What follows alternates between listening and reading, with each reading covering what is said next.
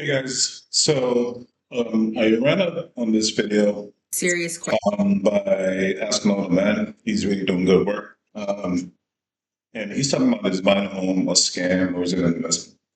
So let's take a look. Who is home ownership for? Because the more I hear about it, the more it's not it. I just got done with a conversation with a family member who mentioned that their house went up in value, which is not a good thing because now their taxes on their home is equating to $833 a month. Keep in mind, this family member has paid off their home. They have done their due diligence. They have worked their butt off. Their mortgage is gone. They don't have a mortgage. And they are still owing the government $833 a month. Or guess what? The government can take their home. So home ownership to me is just sounding like fancy rent because you're indefinitely paying literally rent, $833 a month, just to keep your property.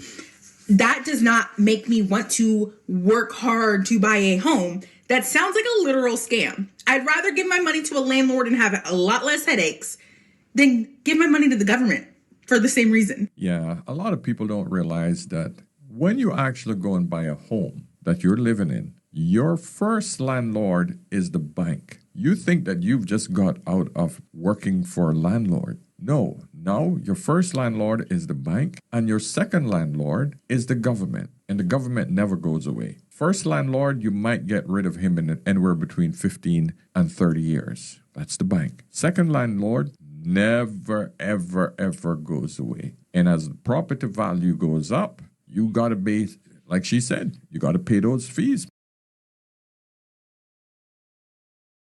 Couldn't agree more.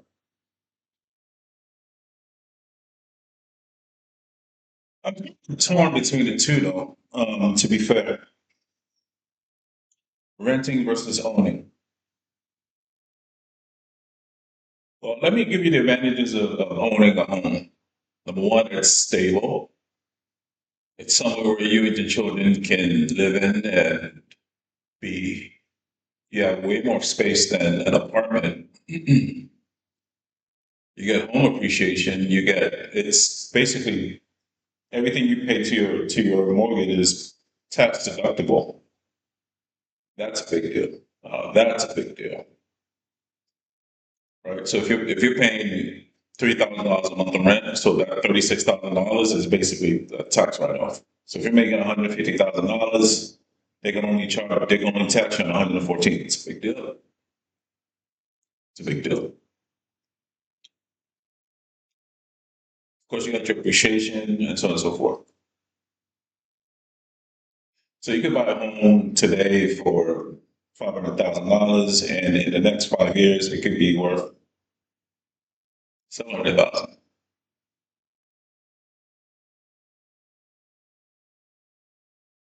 So in other words, it's basically forced savings. That's basically what it is. It's forced saving. You're gonna save this money.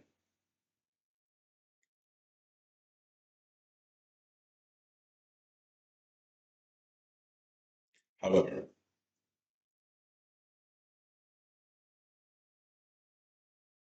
the advantages of renting a home is one, the rent is typically cheaper than your mortgage. Two, you don't have to pay property taxes. Three, you only have one landlord. Four, you can always move around. If after a year you want to move, you can move. You're not stuck and tied to one particular spot.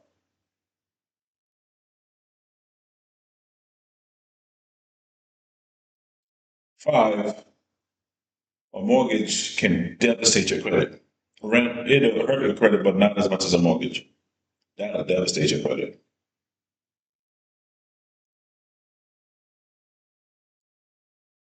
The one thing I do not like about owning a home in the United States, notice I said in the United States, is you're basically a perpetual renter for the rest of your life.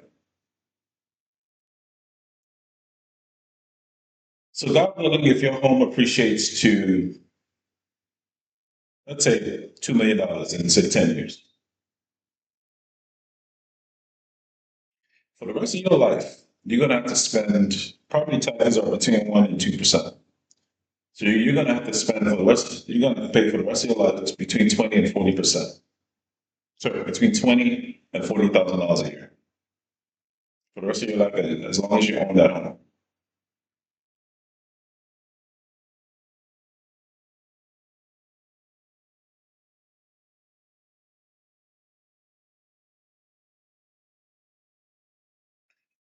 Yeah, it's a tough decision you got to make. You're gonna keep because even after you pay off the home, you're still gonna have to pay that rent.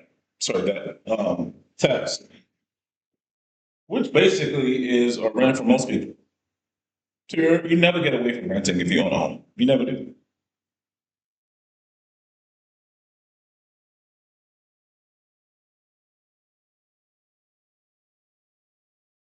And let's say you purchase a home for say $500,000. By the time you're done, it's a 30-year mortgage. You're going to have spent about 1 point. You're going to have spent about between 1.2 million and 1.5 million, which is basically triple the cost. Let's see.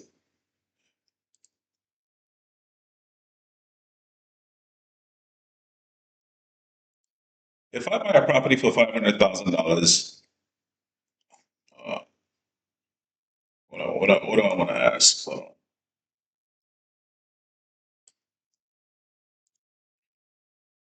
if I buy a property for $500,000 at the end of 30 years, how much in interest have I paid?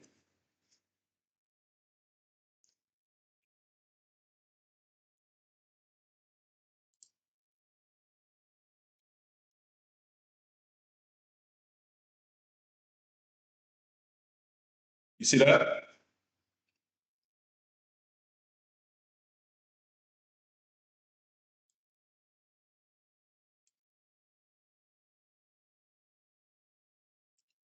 So at 7%, you basically pay. You're going to pay at least. If we just take, you're going to pay double in interest.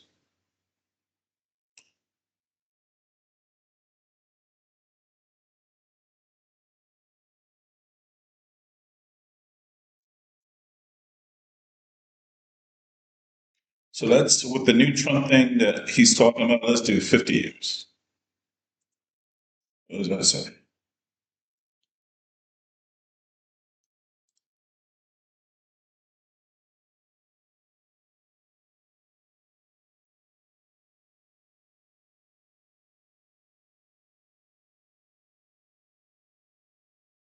You would have paid $800,000 or more over the life of the loan. 800,000 or more, and that's at 6%.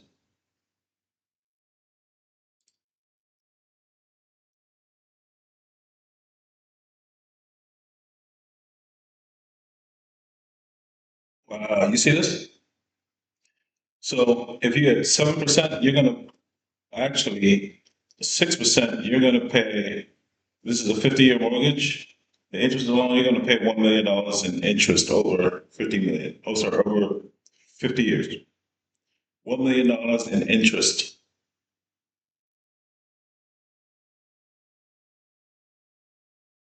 7%, 1.2. So at the end, did you really make out? Did you really make out? It's a question you gotta ask yourself. But if you rent it, you're not gonna have the appreciation, sure. You're not gonna have the tax deduction. If you had a business, you could. You could write some of that off if you had a business, sure. You absolutely could actually.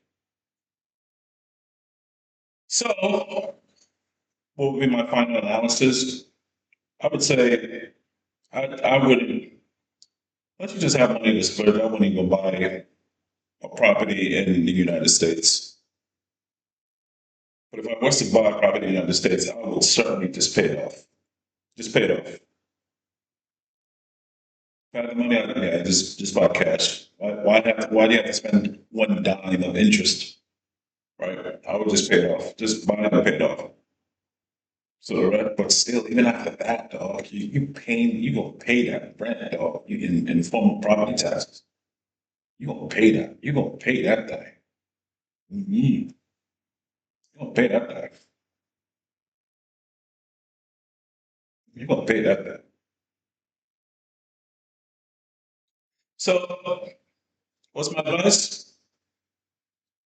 It's almost damned if you do, damned if you don't, right? Damned if you do, damned if you don't. If you want, it depends on your situation. If you want something stable for your children and so on and so forth to pass something on, possibly, you got a house. But if you're still young in life, just trying to figure out your way, just run. Just run. Just run. You don't have to deal with the headaches. You don't have to, that's another thing. You don't have to deal with the headaches. You don't have to deal with the plumbing. You don't have to deal with the things breaking. That's for them to fix. Buying a house is a tough sell. You gotta upkeep that thing. You gotta, yeah, it's a tough sell. You gotta cut that grass. You gotta do all that. It's all on you. All on you. So it's a decision you guys gotta make. But buying a home is not what it seems. It's not as portrayed. Right? It is not the American dream, as they say. Now, if you decide to buy a home in a different country, now that makes a lot of sense. If you want to buy a home in a different country, like Asia, Philippines, somewhere else, Africa. Yeah, so now we're talking. Even London, but the only thing with London is whatever the price is, you got to add 10% on that. They don't pay any property taxes, but you got to add like 10% of that. They call it, there's some kind of tax that they do in the beginning. They just front load everything. So let's say they're selling a home for 2 million quid. You're going to spend $2.2 million with everything. But for the rest of but that home, it's yours. The land and everything, it's yours. You don't pay property taxes. So England could be a better fit for a lot of guys. But you want to live in London, weather's crap. So it's a tough call. All right, guys. Talk to you guys soon. Peace.